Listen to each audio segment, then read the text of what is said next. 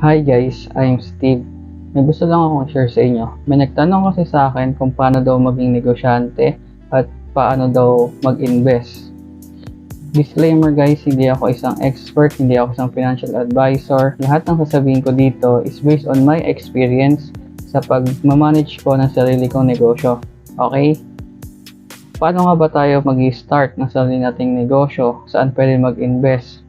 Kung gusto natin magkaroon ng sariling negosyo at hindi natin alam kung saan mag-i-start, hindi naman natin kailangan kaagad mag-invest sa stocks, sa real estate, or even sa forex. Based on my own experience, ang una nating dapat pag-investan ng time, energy, effort, and even money is this, our mind. Not just our mind, but our mindset. Sa mindset kasi magsisimula ang lahat.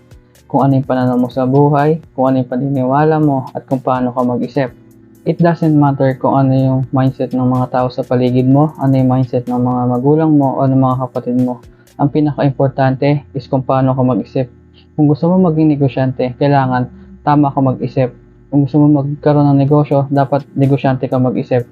Napakahalaga ng mindset. Naniniwala ka ba na kaya mo? Naniniwala ka ba na kaya mo maging successful?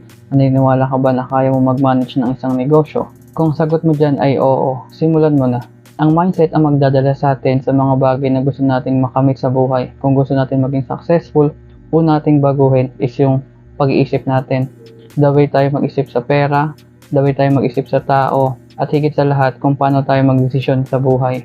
Changing our mindset ang magdadala sa atin sa mga bagay na gusto nating makamit sa buhay, ang magdadala sa atin patungo sa mga pangarap natin. So yun lang guys, sana may natutunan kayo sa vlog ko na to. Kung gusto nyo pa po ng mga gantong vlog, follow for more. Maraming salamat.